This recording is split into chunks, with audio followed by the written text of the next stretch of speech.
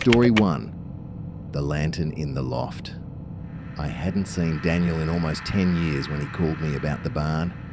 It had been his grandfather's, a sagging structure tucked deep in the Appalachian hills, and he wanted my help fixing it up. He said the place had been sitting empty for decades, but he had plans to sell the lumber if it was salvageable. I was between jobs, restless, and thought a few quiet days in the country might be good for me.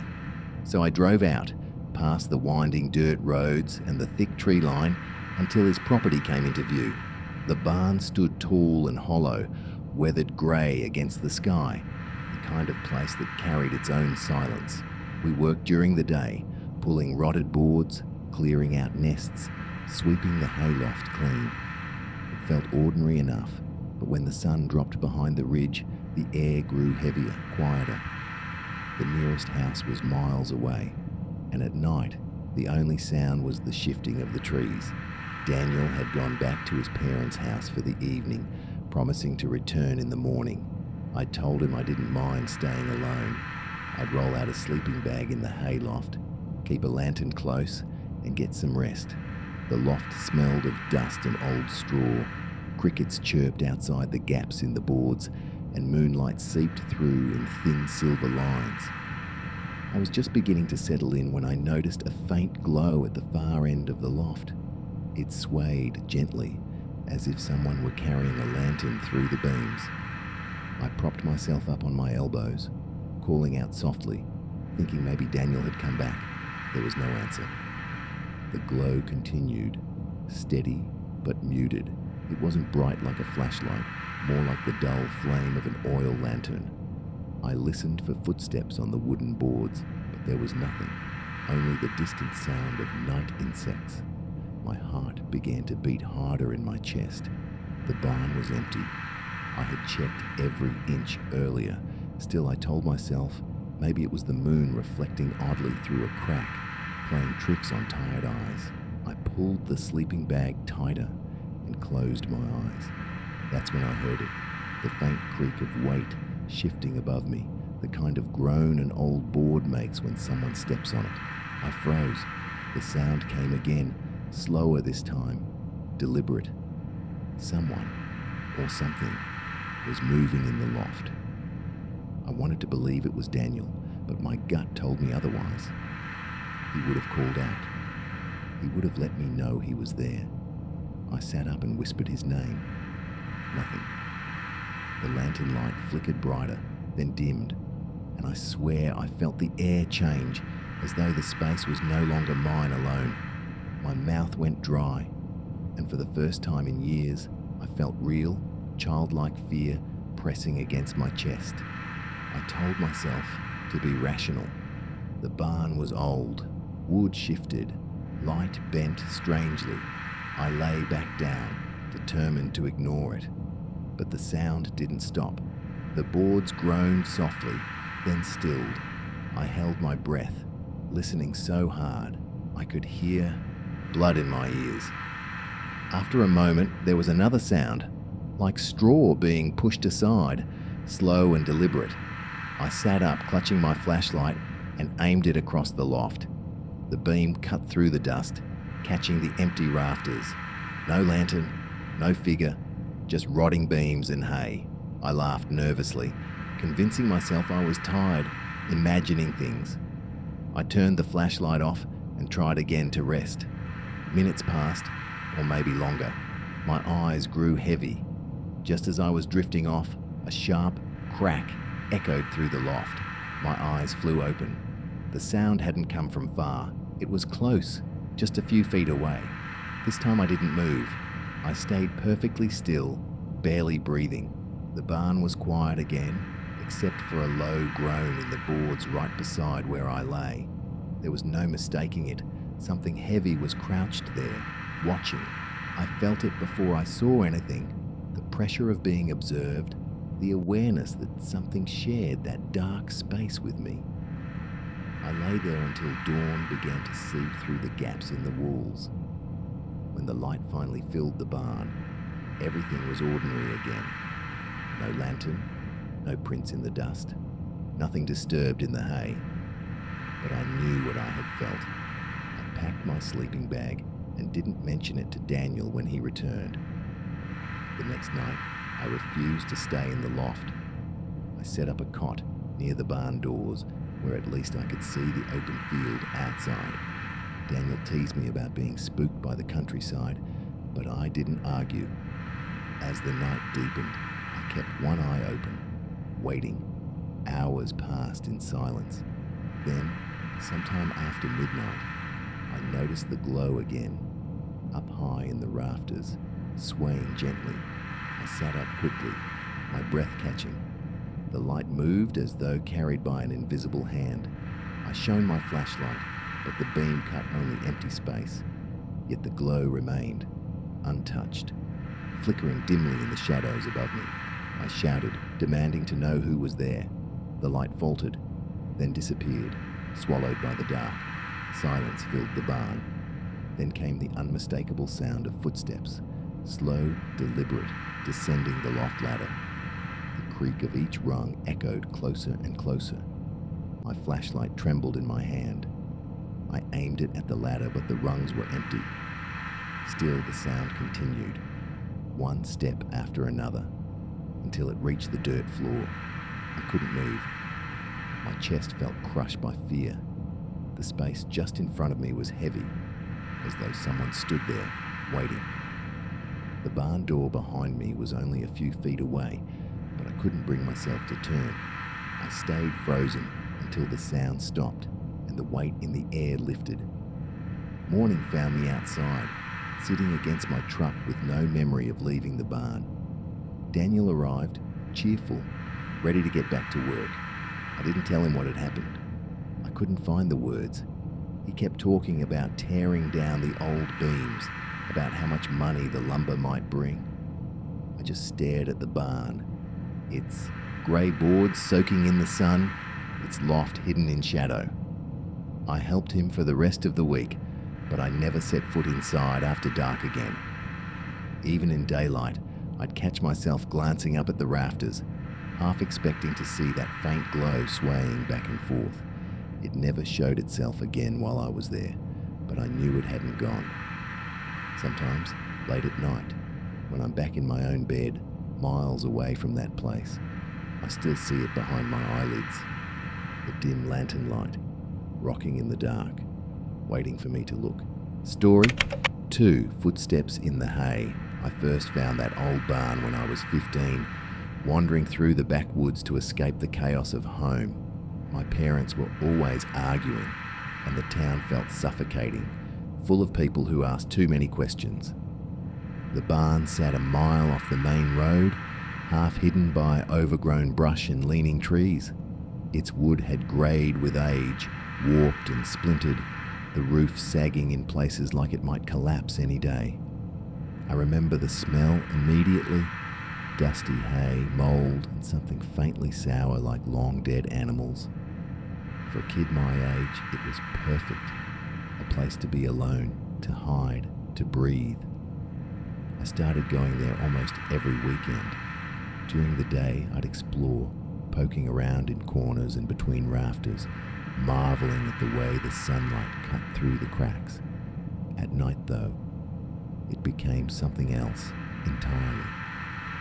One evening, after the sky had darkened and a chill had crept into the air, I climbed up into the hayloft, spreading out a small blanket to nap.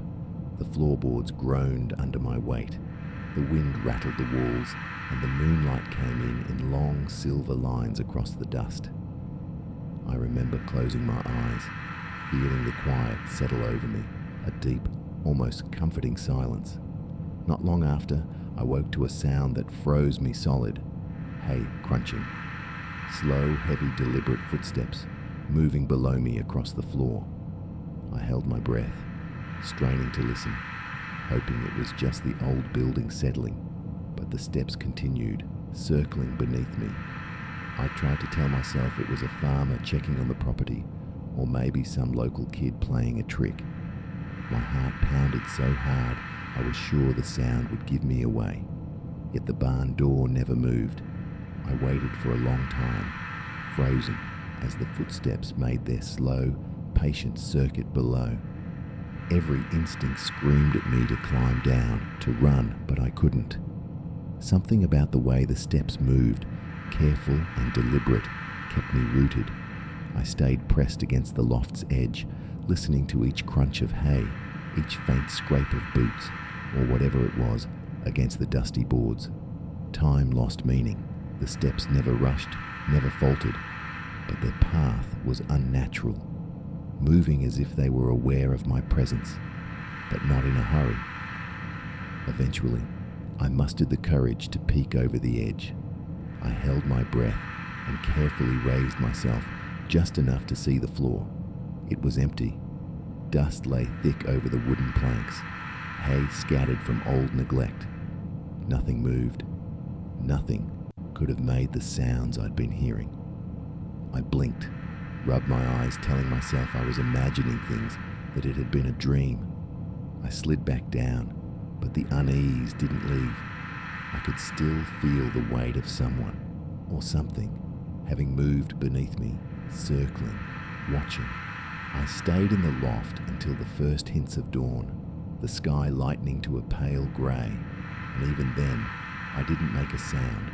Every step I took felt deafening in that quiet, haunted space. When I finally climbed down and pushed the barn door open, the air outside felt unnaturally cold. I paused on the threshold, expecting, hoping, to see someone or something, but there was only the empty clearing, framed by thick woods. I walked home slowly, each crunch of leaves beneath my boots echoing the sound I'd heard in the hay. And for the entire way, I could swear I heard faint footsteps following me, soft but unmistakable. I never went back during the day after that. Something about the barn had changed in my mind, transformed from a simple hiding spot into a place that kept its secrets close. I told a friend once about what I'd heard, expecting skepticism, but even he paused, uneasy, when I described the circling sound. No one else had ever dared to go inside at night.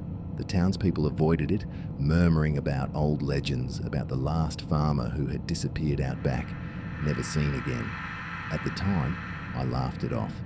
But deep down, I wondered if the footsteps I'd heard weren't just random.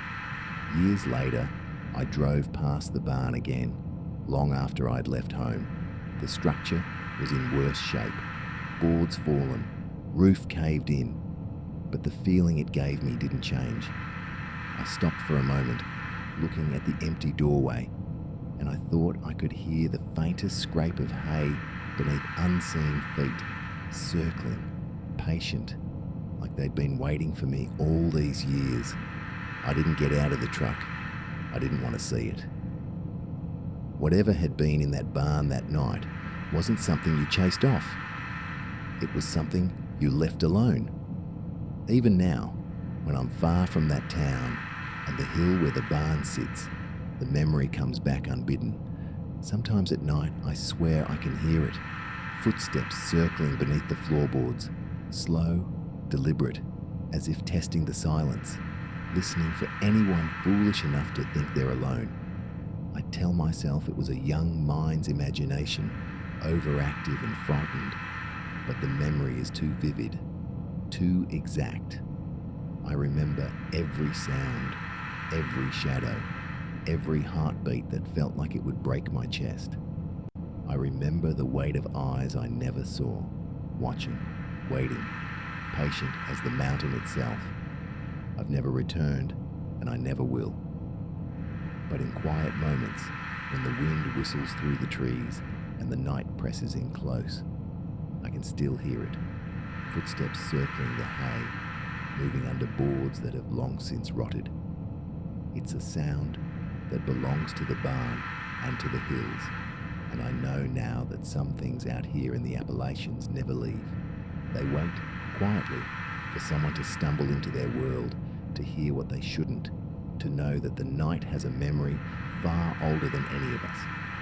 I can't tell anyone else exactly what I heard that night, because no one would believe it, and I understand that. But I know the truth, and it lingers in the back of my mind, a quiet dread that I carry with me. I've never forgotten how it felt to lie there in the hayloft, listening to steps circling beneath me, a sound that should have been impossible, and yet somehow it was. I remember it all too clearly, and every now and then I still hear it, faint and persistent, reminding me that some places never let you go. Story 3. The Rusted Chains. I'd been hunting that morning, walking the ridge lines where the deer like to feed, when I spotted the barn tucked against a thicket of oaks. It wasn't on any map, and I didn't remember seeing it before, which didn't surprise me. This part of the woods was full of old homesteads that had been abandoned for decades. Curiosity got the better of me, so I set my pack down and pushed through the overgrowth, stepping carefully over fallen branches and damp leaves. The barn looked as if it had been left to the elements 50 years ago, maybe more. The roof sagged in the middle, the siding grey and cracked, and the doors hung loosely on rusted hinges. As I approached, the air grew heavier, almost cloying, the smell of rot and mould thick enough to taste. I pushed the barn door open, the creak echoing across the empty clearing. Inside, it was darker than I expected, the weak morning light only reaching so far through the cracks in the walls. Dust floated in thin beams, motes dancing in the air like tiny spirits. The smell was stronger here, damp and sour, and I could hear the soft hiss of my own breathing. My boots creaked on the floorboards, which groaned under my weight, and for a moment I thought about turning back. Something about the place felt wrong, though I couldn't say exactly why. In the center of the barn, suspended from a heavy beam, hung a length of rusted chain. It swayed gently, though the air was still. I assumed it had been used for livestock at first, maybe for tethering cattle or horses long ago. But as I stepped closer, the chains came into focus. The beam they hung from looked different, reinforced with iron brackets, thick and deliberate, as if it had been designed to hold something far heavier than a farm animal. I shivered and took a step back, the floor feeling suddenly uneven beneath me. That's when I noticed the posts, the wooden supports around the center beam. Deep gouges scored their surfaces, jagged and raw, like something had fought violently against restraints. My stomach turned.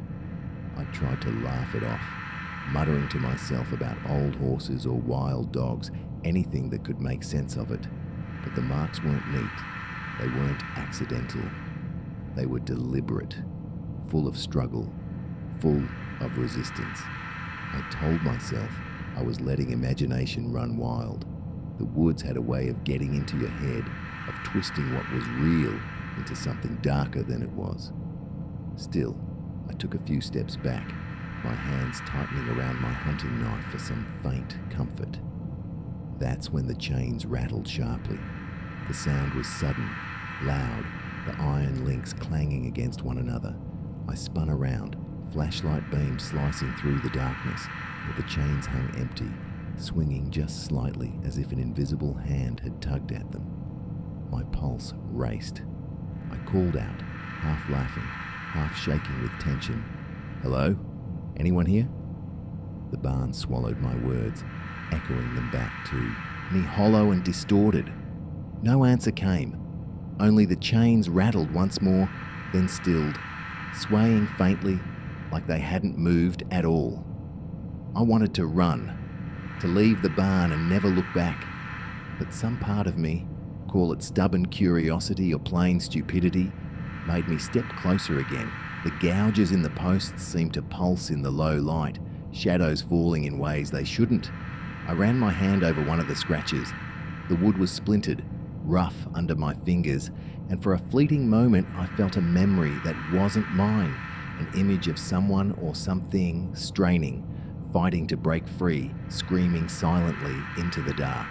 I jerked my hand back and swallowed hard. I circled the chains slowly, careful to keep my flashlight trained on every corner. Nothing moved.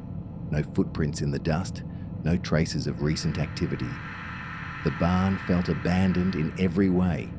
and yet the air hummed with a kind of quiet life, something unseen but palpably present. I could feel it in the walls, in the floor, even in the smell of rot and mould. Then it happened again. A sharp tug on the chains, stronger this time, as if something heavy had just tested them. I leapt back, the beam of my flashlight swinging wildly across the barn. The chains stopped moving as abruptly as they had started. My chest heaved. I wanted to rationalize it. A breeze, the old structure settling, but there was no wind. The barn was still, and yet I could feel it watching, an awareness that pressed against the back of my neck, heavy and patient. I told myself to leave. Every instinct screamed at me to get out, but the door felt impossibly far away. My boots felt glued to the floor. Slowly, I backed toward the exit, never taking my eyes off the chains. With each step, the barn seemed to grow taller, darker, swallowing the edges of my flashlight's beam. I could feel the presence growing closer, though I could see nothing. A whisper of movement, a shift in the air that made the hair on my arms rise. By the time I reached the door, the chains had stopped swinging entirely. The barn looked harmless, abandoned, the sun beginning to cut weak lines through the cracks. I pushed the door open and stepped outside, my legs trembling. I didn't look back. I walked quickly through the underbrush, branches scratching at my arms and face, not daring to glance over my shoulder. The forest felt alive in a way I hadn't noticed before. Watching, waiting, patient. I returned to that area once later that year, curious, foolish, but the barn had collapsed in part, the chains buried under splintered beams. I found myself staring at the remnants, the gouged posts sticking out like broken teeth, and I felt a cold realization that whatever had been in that barn didn't need the structure anymore. Its memory lingered in the place, in the shadows, in the air that carried the faint metallic scent of rust. Even now, years later, when I pass through those ridges, I think of the barn and the chains. Sometimes, in the quiet of the evening, I swear I hear the faint clinking of metal, slow and deliberate, as if testing its weight again. It's enough to make my hands sweat, my chest tighten. I try to remind myself it's just the woods, old structures settling, imagination playing tricks, but deep down, I know better. Some things in the Appalachian hills wait in silence, tethered not by wood or iron, but by memory and dread, and the chains I saw were never just chains. I can't explain it fully, and I know no one would believe me, but I remember the sway, the sudden tug, the marks that told a story older and darker than I wanted to know. I remember the smell, the dust, the heavy air that seemed alive. And sometimes, when I'm alone at night, I can still hear it, the faint, unmistakable clink of rusted chains, moving slowly, deliberately, just beyond my sight. A sound that waits, patient, in the dark. Story 4. The breathing in the stall. I had agreed to help old Mr. Harris clean out his barn one humid afternoon, a favor I regretted almost immediately. The place had been abandoned for years, left to the elements after his horses passed and his children moved away. The air inside was thick, heavy with the scent of mold, dust, and something sour I couldn't place. Every step I took on the floorboards sent clouds of powdery dirt into the air. The stalls were packed with broken planks, matted hay, and old farm tools that had been left to rust in place. I had been warned it wasn't much work, just clearing out the debris, but the closer I got to the back of the barn, the more the place seemed to close in on me. As I moved toward one of the stalls in particular, a strange sensation crawled up my spine. The air felt different here, colder somehow, heavier. I stopped at the edge of the doorway, leaning against the wood, and that's when I heard it. A sound so subtle, I almost convinced myself I was imagining it. Slow, steady breathing, deep and ragged, coming from the far corner of the stall. At first, I thought it was a trapped animal, a dog or a stray cat perhaps. But the sound was too deliberate, too rhythmic. My hand went to my flashlight and I aimed it toward the shadows, revealing nothing but old hay and dust motes dancing in the beam. The breathing grew louder, more pronounced, and I realized the hay was shifting slightly, as if something large was beneath it, pressing upward just enough to disturb the straw. My chest tightened, and a shiver ran through me.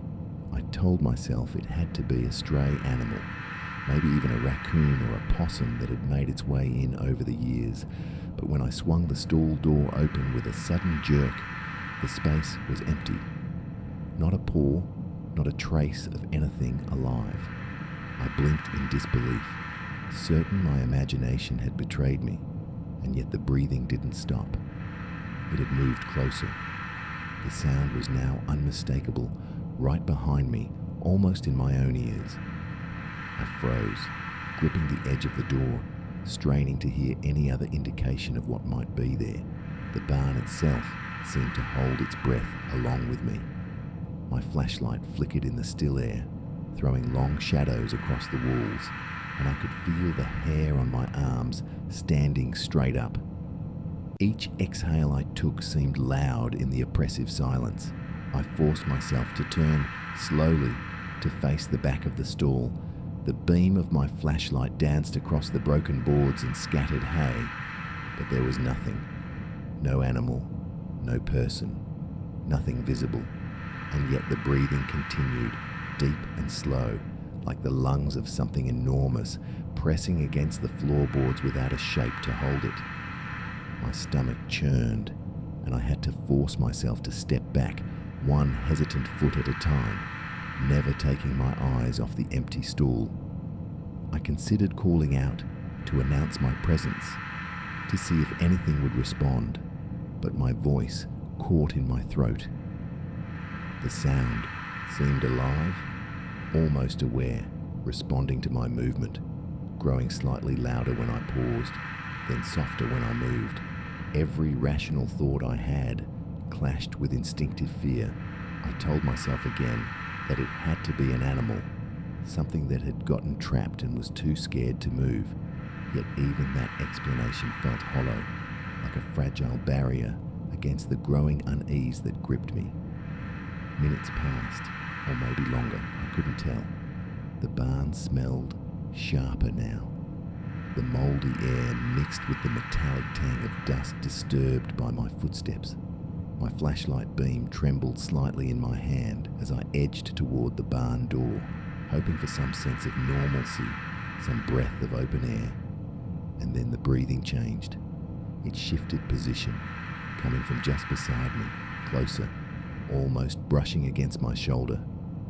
I froze, every nerve alight with panic, my fingers clutching the flashlight so tightly it ached.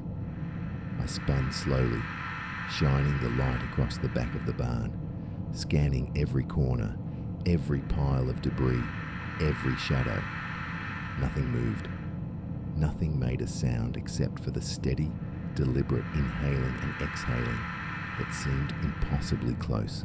My mind raced through possibilities. Someone hiding as a prank, a feral animal, the air currents playing tricks, but none fit the weight of what I was experiencing. It was impossible, and yet undeniably real. I stepped backward toward the barn door, forcing my feet over broken boards and tangled hay. The breathing followed, keeping pace, almost conversational in its presence. I wanted to scream, to run, but my body refused.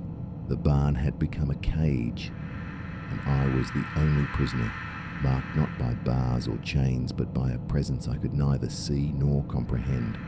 Each step made the sound sharper, clearer, closer, until I reached the threshold and flung the door open. The sunlight hit me like a physical force, and I stumbled out onto the overgrown path behind the barn. I didn't dare look back, didn't dare question what I had just experienced. My lungs burned from the fresh air, my heart thundering in my chest. I ran until the barn disappeared behind the trees, leaving me alone with the distant hum of the forest and the residual sense of being watched. Even after I returned home days later, the memory haunted me. I could still hear the slow, deliberate breathing in the quiet moments before sleep, feel the weight of its presence brushing the back of my mind. I tried to rationalize it, tell myself it was fatigue, imagination, or an animal too shy to reveal itself fully. But deep down, I knew what I had heard. Something had been there, hidden just beyond sight, waiting, patient, breathing in a way that belonged to neither man nor beast, but to the shadows themselves. I never went back to that barn, not even in daylight. The memory clung to me, a low hum in the edges of my thoughts whenever I passed through forested roads or smelled the sharp tang of hay and mould. I could feel it still, lurking in the corners of abandoned places, waiting for anyone foolish enough to think they are alone.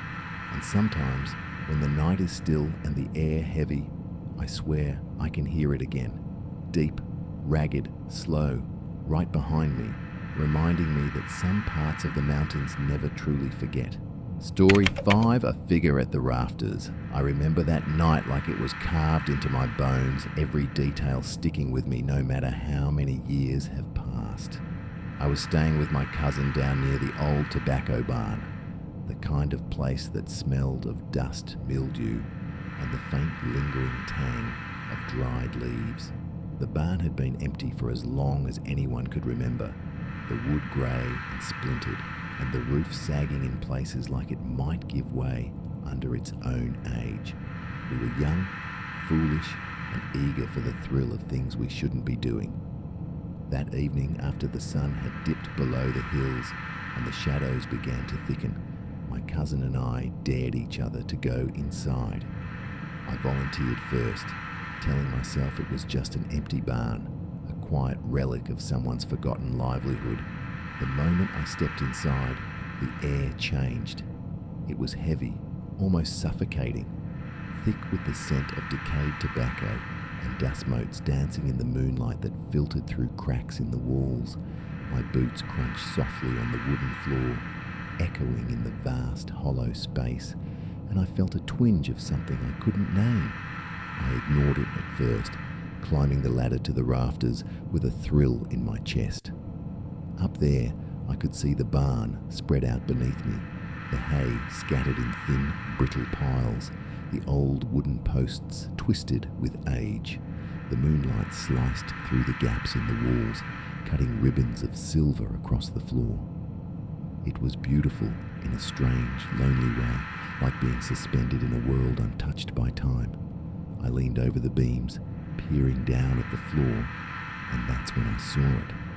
A figure crouched across from me in the rafters, perched like some bird with wings folded tight. At first, I froze, thinking my eyes were playing tricks, that maybe the shadows themselves had gathered into something human-shaped. The figure didn't move, didn't shift, didn't breathe in any way I could perceive, but there was a presence, undeniable and heavy, that made the hair on my arms stand on end. I swallowed hard, my mouth dry, and whispered my cousin's name, trying to sound casual, though my voice quavered. No answer came. The figure stayed impossibly still, and I began to feel the walls of the barn closing in, the rafters creaking under the weight of silence that pressed down on me like water. I thought maybe it was another kid from the neighborhood, someone who had snuck in to scare us. That thought didn't last long, because as I blinked, the figure had shifted. It wasn't a large movement, just a small, deliberate glide along the beam, but enough to make my stomach drop. There was no sound, not even the whisper of cloth or the scrape of wood. I'd never been so aware of silence in my life, how it could feel alive, almost watching. My heart began to hammer against my chest, and I realized I couldn't speak, couldn't call out, couldn't even breathe properly. Every instinct in me screamed to climb down, to get out, but fear rooted me to the beam, and my eyes never left that impossible shape. Time stretched. It might have been minutes. It might have been hours. I can't tell anymore. I felt as though I existed in two places at once, up there on the rafter and somewhere deeper, watching myself, caught in the act of terror that didn't make sense. The figure leaned slightly forward, still perfectly balanced, still silent, and for a fraction of a second, I thought I saw the glint of eyes, reflective and dark, catching the moonlight. Then just like that, it disappeared, not with a sound, not with a shadow or a leap. It was simply gone. My mind tried to rationalize it, a trick of the light, a tree branch brushing against the wall outside. Maybe it was never there at all, only a figment of my own fear. But I knew what I had seen, and the feeling of being watched didn't leave.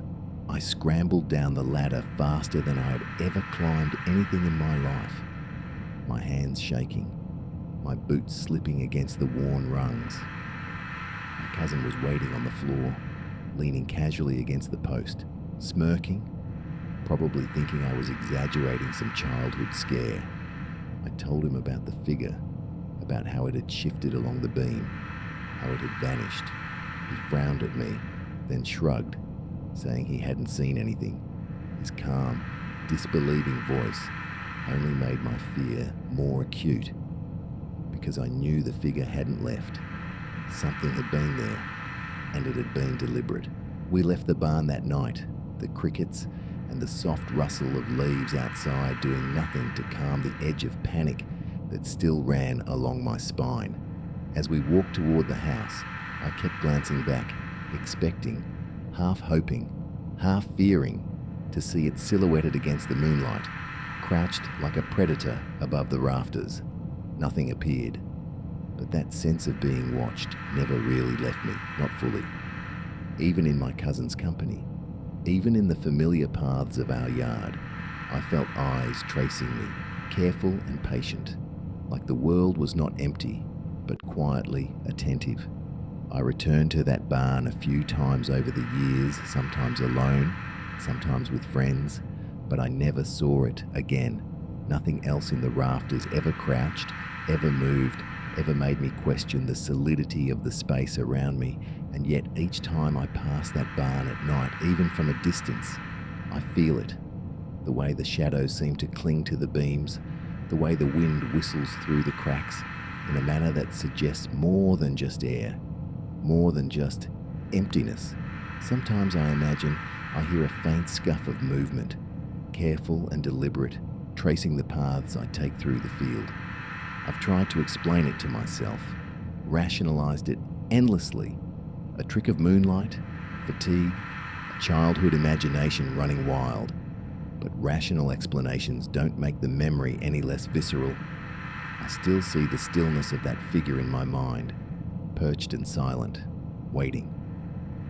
And sometimes, late at night, I swear I can feel it again, in the corners of a dark room, in the loft of an old barn, in the spaces where the world should be empty, but isn't. It's a weight on the chest, a tug in the mind, a reminder that not everything unseen is gone, and not every silence is harmless.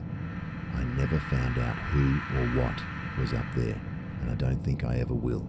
All I know is that the memory is mine, and it lingers, quiet and patient like the figure itself, and the fear it inspired never truly left me.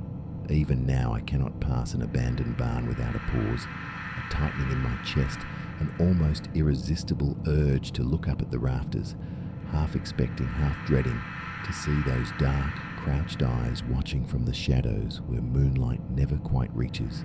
Story 6, The Shovel in the Dirt. I took the job that summer thinking it would be easy money, tearing down an old barn for scrap wood, mostly so the neighbours could reclaim some land. The place had been abandoned for decades. The boards sagged in uneven lines, nails protruding like rusted teeth, and the smell of old hay and rot clung to everything. On the second day, as I tore up the floorboards, something about one section of the dirt caught my eye. It was darker than the surrounding soil, almost moist, though the rest of the barn was bone dry. At first, I thought maybe a patch of mud had lingered from a recent storm, but then I noticed the rusted shovel sticking out of the ground, its handle warped, its blade sunk into the earth like it had been planted deliberately. I knelt to tug it out, expecting it to come loose with some effort, but it wouldn't budge. I grunted, using my foot for leverage, and it shifted a fraction, only to hold fast again. Something about it made the hairs on the back of my neck rise, but I shook it off. I told myself someone had buried it and forgotten. Maybe some old farmhand had left it there 50 years ago. Still, there was a heaviness to the soil, the way it seemed to resist me, and I couldn't explain why it made me hesitate. Eventually, I left it, marking the spot with a small stack of floorboards, and moved on to dismantle the rest of the barn. That night, I parked my old truck near the site, using a trailer the neighbours had set up for me. The air was thick and humid, smelling of earth and rotting leaves, and the sky overhead was a flat black, broken only by the occasional pinprick of starlight. Around midnight, I woke to a hollow, rhythmic thudding sound. At first, I thought it was the trailer settling, or maybe a loose board from the barn shifting in the wind, but the rhythm was too deliberate, metal striking dirt over and over, like someone hammering stakes into the earth. My heart began to pound as I grabbed my flashlight and stepped out, trying to pinpoint the sound. The barn sat silent in the moonlight, still and empty. The boards gleamed faintly with dew, and the air smelled sharply of dust and iron. I shone the light toward the spot where I had seen the shovel earlier. At first, nothing moved. Then, I noticed it, lying flat in the dirt, blade down, handle angled slightly toward the side of the barn. I was certain it had been upright when I left. My mind raced, telling me it was the wind, maybe a small animal brushing against it, but the ground around it was undisturbed except for the shovel itself. Whoever or whatever had moved it had left no other marks.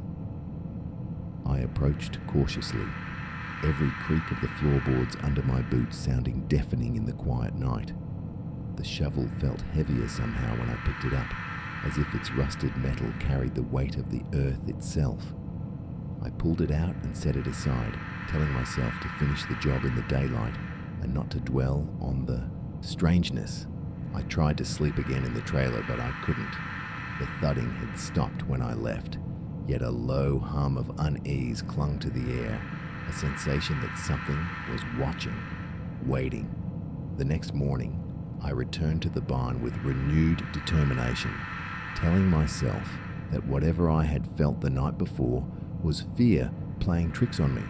The floorboards creaked under my weight, dust motes hanging like tiny spectres in the sunbeams that cut through the cracks. I set about the demolition, swinging my crowbar at the supports and tossing them aside, but every so often, my eyes kept returning to the patch of dark soil.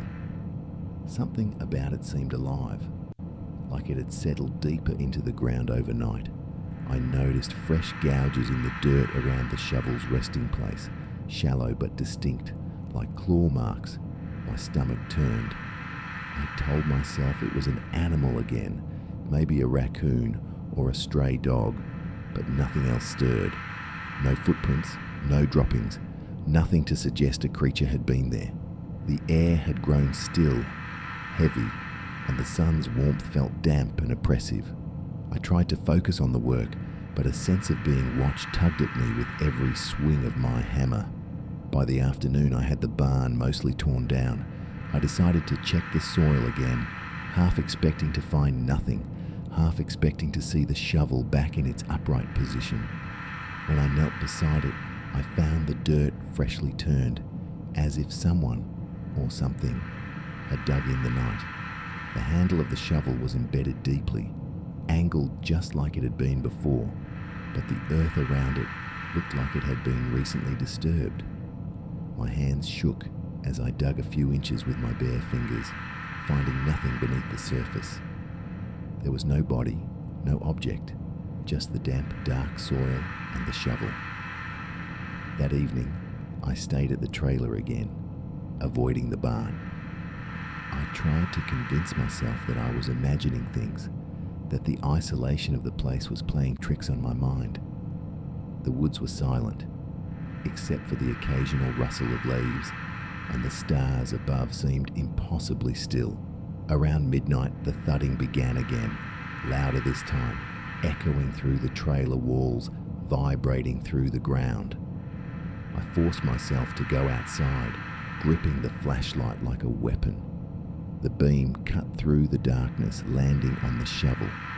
It was upright once more, as though someone had just driven it into the earth. The ground around it was perfectly smooth. No footprints, no marks of struggle, just the shovel and the freshly turned dirt. I backed away slowly, trying to make sense of it, and that's when I noticed it. The soil at the edge of the patch was disturbed, almost like a trail leading into the woods. I strained my eyes, thinking it was a trick of the light, but there was a subtle depression in the dirt, faint and deliberate. My mind raced through possibilities: wind, animals, someone playing a prank, but nothing fit. The night air felt heavier, filled with a quiet malevolence that pressed against my chest. I left the barn entirely that night, sleeping in the truck with the headlights on, the shovel lying just beyond the edge of the clearing, still upright. By the next morning, my nerves were frayed, but I returned to finish clearing the land. I approached the spot cautiously, expecting the shovel to be gone or toppled, but it was still there, perfectly upright. I grabbed it and dug, trying to remove it fully, but the soil refused to give way, compacted as though something below resisted me. My frustration grew, and I stepped back, breathing hard, noticing the way the sun caught on the blade, glinting with a wet, almost iron-like sheen. The patch of dirt didn't look ordinary anymore. It had a strange sheen, darker than the rest of the clearing, almost black in some areas, as if it was still wet from a rainfall that hadn't happened. I couldn't explain why, but a deep unease settled into my bones, a creeping dread that stayed with me even when I left the site for good. The barn was gone by the end of the summer, reduced to piles of wood and rubble, but the shovel remained. I never told the neighbours what I experienced, not fully, just saying it was stubborn dirt. But even years later, I remember that smell of wet earth, the way the night pressed against me in the trailer, the rhythmic thudding that never had a clear source, and the sense of being watched by something that couldn't be seen. I sometimes wonder if the shovel will still be there, standing upright in the dirt, waiting as though it was never meant to be moved. The memory gnaws at me, an itch beneath the skin I can't scratch, leaving me to wonder if whatever touched that soil was human, animal, or something else entirely, something patient enough to bide its time in the quiet Appalachian night. Story 7: The Locked Barn Door. I grew up on my grandfather's land in the hollows of eastern Kentucky, a place where the forest seemed older than memory, and the air always smelled faintly of damp earth and pine. There was a barn at the far edge of the property that none of us kids were ever allowed near. It wasn't just locked, it had a padlock so thick and rusted that you could tell it hadn't been touched in decades. The old folks whispered about it, though never directly. They'd say things like, "Best you leave that be," or "Some things ain't meant to be seen."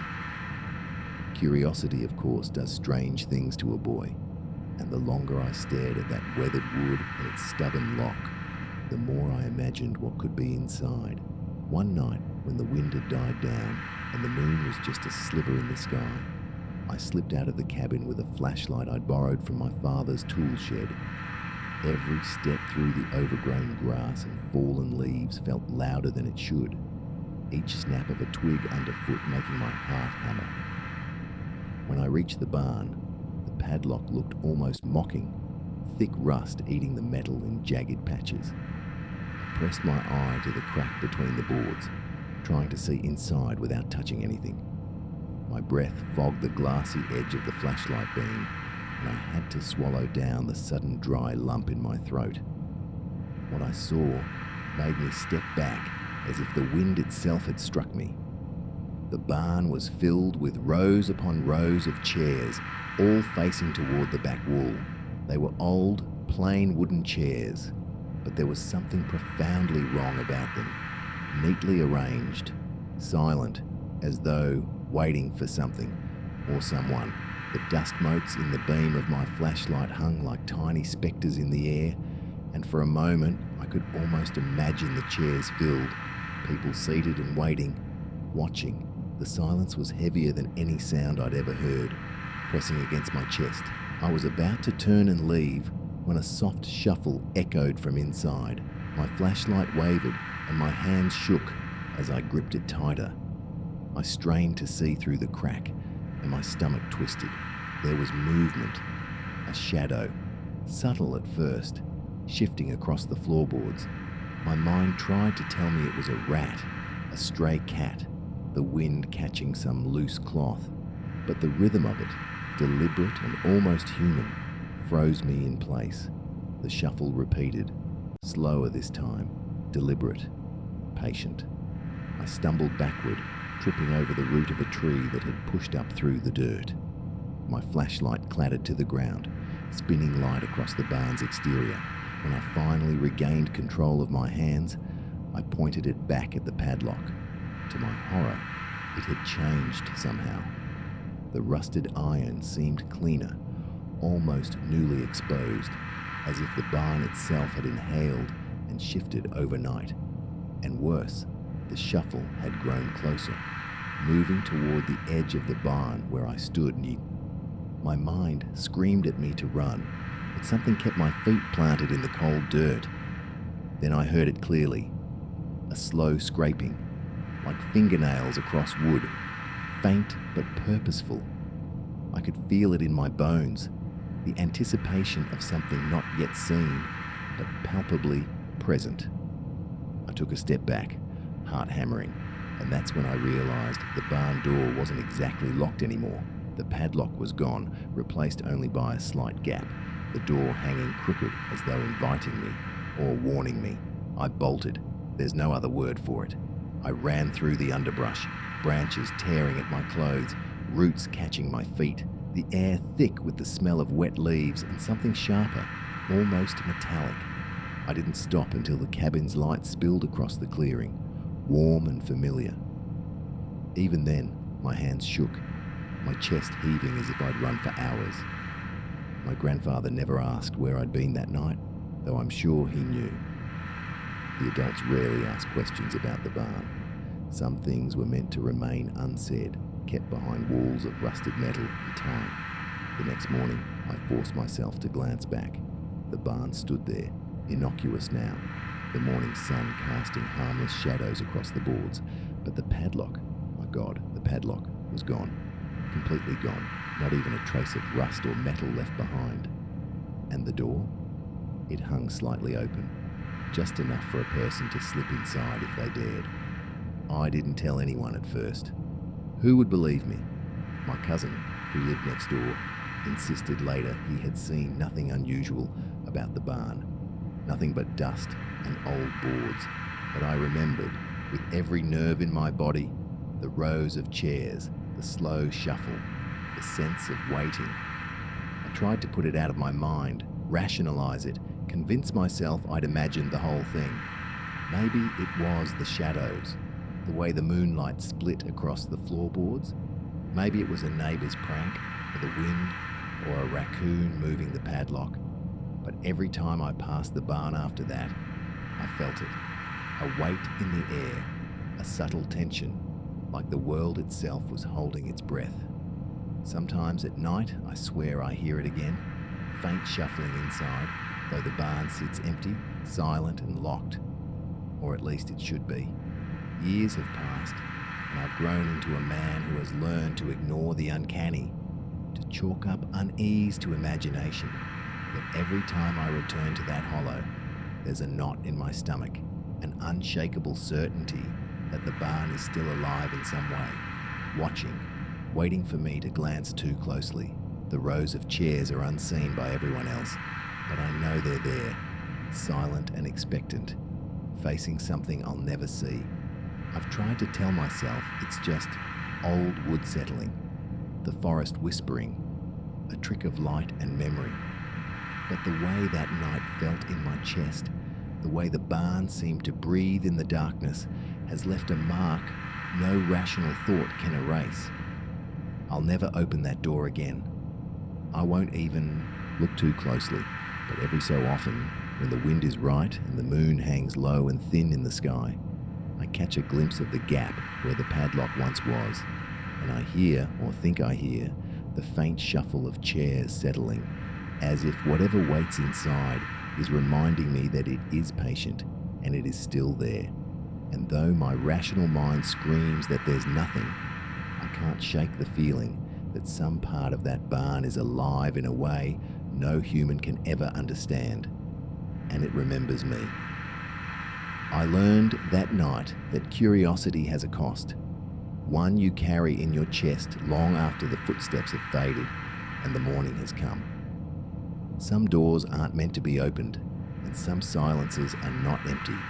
The barn at my grandfather's land waits at the edge of the forest, still quiet, its secret intact, and I, for all my years and all my attempts to forget, can't walk past it without feeling the weight of unseen eyes, the low murmur of movement behind walls meant to stay closed, and the lingering, impossible certainty that whatever waits inside is always chinned. Story 8, Whispers in the Hayloft. I remember that night more vividly than I'd like, even though I've tried to bury it in the back of my mind for years. The storm had rolled in fast, the sky darkening like someone had dipped the mountains in ink, and the wind had a sharpness to it I'd never felt before. I had been hiking back from a friend's place, and the trail was slick with mud, roots hidden beneath wet leaves waiting to trip me up. By the time I spotted the old barn sitting crooked at the edge of a clearing, I was soaked to the bone and trembling from the cold, not just from the storm, but from a deep, gnawing exhaustion that made my teeth chatter. The barn looked abandoned, its boards warped and grey, the roof sagging in places, but I didn't care. I just needed shelter, any cover from the relentless downpour. Inside, the smell hit me first, the musty scent of rot and dry hay mingled with the sharp tang of damp wood. My flashlight sliced through the darkness, bouncing off the cracked boards and broken windows, creating shadows that leapt and danced across the walls. I stepped carefully over piles of hay, old tools, and what I assumed were remnants of past harvests. The storm pounded the roof like a drum, the thunder rolling across the mountains in waves that seemed almost alive. That's when I heard it, or thought I did at first, a faint whisper, so soft I almost convinced myself it was the wind squeezing through a crack in the wall. I froze, straining my ears, but the sound didn't stop. It was there again, fleeting, hesitant, like someone speaking just out of reach. I called out softly, "Hello?" But the barn swallowed my voice, returning nothing but the slap of rain on the tin roof. My heartbeat quickened, each beat loud in my ears, and the whispers came again, this time layered, urgent, like half a dozen conversations overlapping in a language I couldn't understand.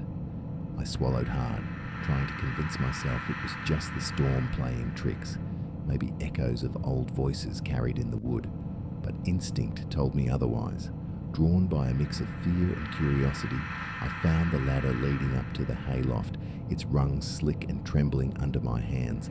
My flashlight shook, casting elongated shadows that made the hayloft look impossibly high, like it went on forever above me. Each step creaked under my weight, sending a hollow groan echoing through the barn. The whispers seemed to rise in response, a chorus of soft, urgent tones circling my head from above and all around. By the time I reached the loft, my palms were raw, my knees weak, and I could feel every hair on the back of my neck standing on end. When I peeked above the boards, my light scanning the loft, there was nothing, no one, not a single movement, just the pale yellow hay, matted and cold from the rain seeping through the gaps in the roof. My relief was immediate, but it was cut short. The whispers stopped the moment my eyes cleared the loft, as though whatever had been there didn't want to be seen. I stayed frozen for a heartbeat, waiting, my chest tight, trying to convince myself I was imagining it. A cold breeze drifted down from the cracks above, brushing my cheek like a finger tracing the edge of a warning. I climbed down slowly, the ladder groaning under me, each rung feeling impossibly long. My flashlight flickered as I hit the bottom, and that's when it started again. The whispers, soft and sibilant, came from below, but now their tone had changed. They weren't coming from the hayloft above. They were coming from the floor beneath my feet, the empty barn I had just inspected. I spun my light around, scanning the corners, the piles of hay, the dark recess where shadows pooled. Nothing moved, yet the voices persisted, urgent and overlapping, like someone was speaking right into my mind, but just out of reach. I stumbled backward, tripping over an old beam, my heart hammering so loudly I was certain it would give me away. I tried to rationalize it. Maybe the wind was shifting through the boards, echoing in a way that made it sound like speech. Maybe some kids had been hiding up there earlier and had left, their voices lingering in my imagination. But even as I told myself these things, a deep, sinking dread coiled in my stomach. It felt wrong, unnatural.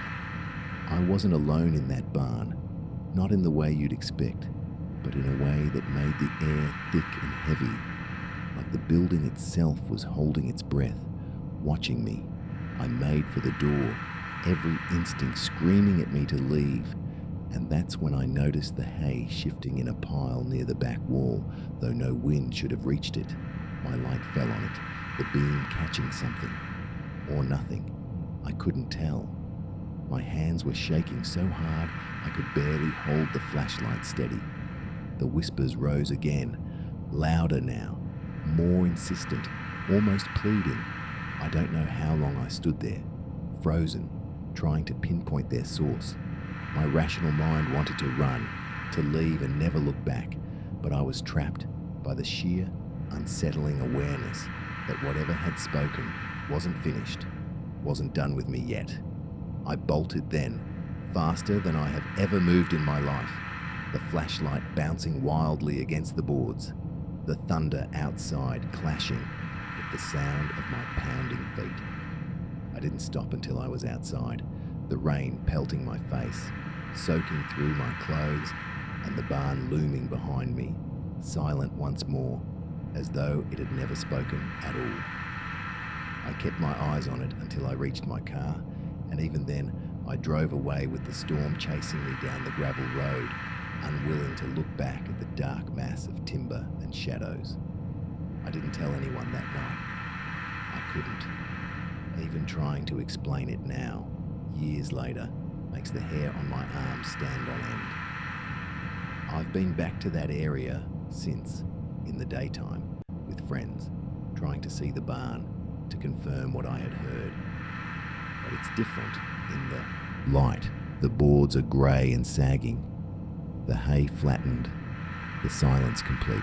It's almost as if the storm had peeled back a layer of reality for me alone, let me glimpse something that shouldn't exist, and then vanished. I still hear whispers sometimes, when the wind shifts through the trees just right, or when I'm walking alone on old trails. They're never as clear as that night, never as urgent, but they're there, and I can't explain them. I can't explain why. Out of all the barns in Appalachia, out of all the nights I could have taken shelter somewhere else, it was that one that seemed alive, that seemed aware, that whispered like someone was waiting for me to listen. Even now, I find myself scanning the dark corners of any old structure I pass, wondering if what I saw and heard was a trick of my imagination, or if it was a reminder that some places remember, that some spaces hold on to voices long after the people who made them are gone. I'll never go near a hayloft in a storm again, and I haven't, but sometimes, late at night, when the rain hits my roof just so, I swear I hear that low, overlapping chorus, urgent and hushed, calling from somewhere just beyond the edge of what I can see. And I know, as much as I try not to, I'll never forget the way it felt to climb into that barn and find it waiting, alive with whispers, long after the storm had passed.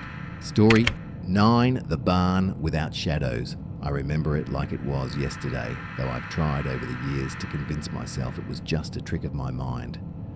I was maybe 12, wandering farther from home than I ever had before, through the edge of the woods where the trees thinned and the ground dipped into a low, sunken field.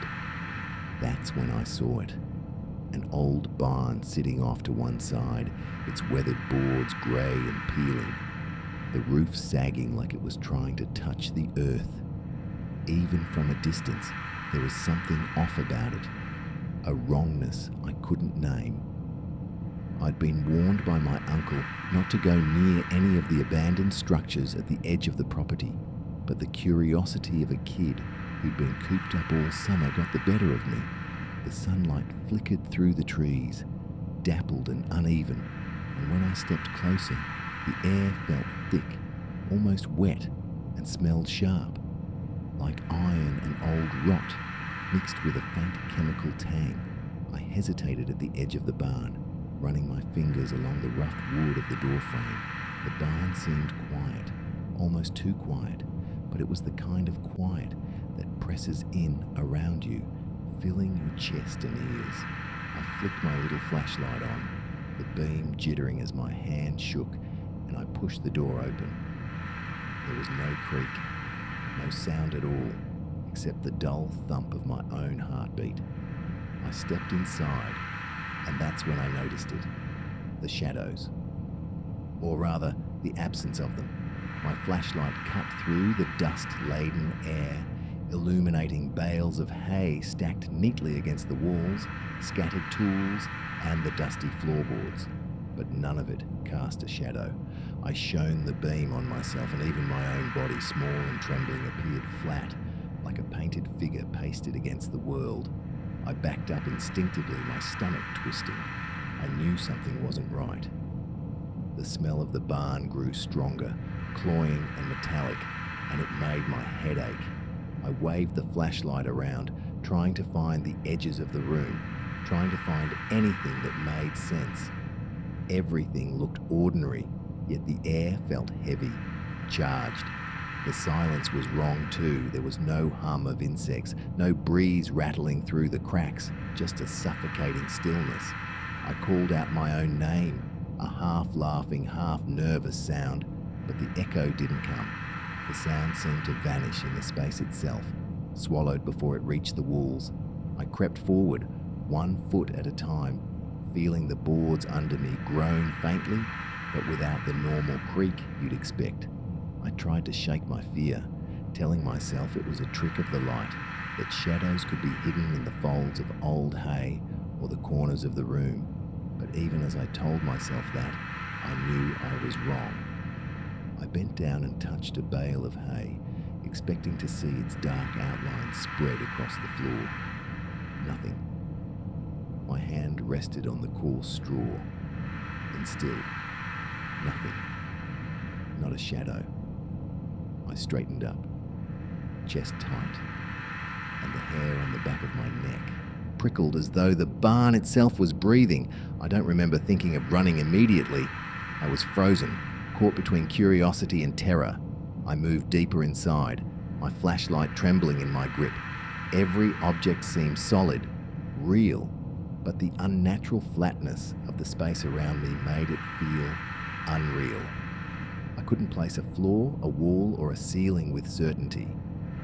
It was like the barn had been drained of depth, stripped of the usual signs that told your eyes how to read a space. My own small figure, lit by my own light, floated through the room without casting any hint of the shape I knew myself to have. Then I heard it, a faint shift behind me, like the soft slide of something heavy against the floor.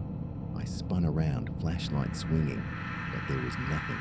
My breath hitched in my throat, and I realized I was shaking all over. I tried to call out again, a small whisper this time, but the sound vanished almost immediately. That's when the unease really set in. The barn wasn't just empty, it seemed actively hostile to sound, to light, to presence. It didn't just refuse to obey the laws of physics. It seemed to notice me, to respond by folding in around itself, pressing me into a corner of its unnatural space. I took another step backward and stumbled over a loose floorboard. It cracked sharply under my weight, the only sound I could make that lingered for a second before being absorbed by the space. I glanced around frantically, heart hammering. I wanted to believe it was a game my imagination was playing, a childish overreaction, but the wrongness was too precise, too complete. I turned and ran, tripping over the threshold, my hands scraping the splintered wood as I barreled out into the sunlight. Outside, the field looked normal. The sun painted the barn in warm golden tones, and the shadows of the trees stretched across the walls exactly where they should. The smell was gone, the air was light, and even the breeze felt real again. I couldn't see the wrongness from this side at all. It was just an old barn, peeling and weathered, sitting at the edge of the woods, exactly as it had probably been for decades. I stared at it for a long while, chest heaving, flashlight still clutched in my hand, trying to convince myself I'd imagined the whole thing. I never went back, and I never mentioned it to anyone, not even my parents or my grandfather. There was a lingering fear in the pit of my stomach, the sense that the barn was more than just wood and nails, more than the usual decay of forgotten structures. Something about it was wrong in a way I couldn't explain, something that didn't obey the rules I knew, something that made me feel utterly insignificant in its presence. Years later, I walked past the barn on another summer day. It looked unchanged, normal in every way, but my stomach dropped, and I didn't linger. I've told myself 1,000 times that it was a trick of light, that my mind had conjured the absence of shadows in the middle of a heat-stifled afternoon. But sometimes, at night, I can still see that place in my mind's eye, the walls empty of shadow, the floor flat and unyielding, the air so thick it felt like water. And I wonder, not for the first time, whether that barn was always like that, or whether it noticed me, if it still remembers me standing there, terrified, and if it waits for the next person who wanders too close, too curious, too unafraid. Even now, decades later, I can't shake the feeling that the world around me is only as solid as shadows allow, and somewhere on the edge of the woods, that old barn waits, perfectly ordinary in the daylight, and yet holding inside it a space that obeys none of the rules I trust. I pass it quickly every time, never stopping, because the memory of that wrongness, that hollow flatness, where light went but darkness refused, is something I know I will carry with me forever.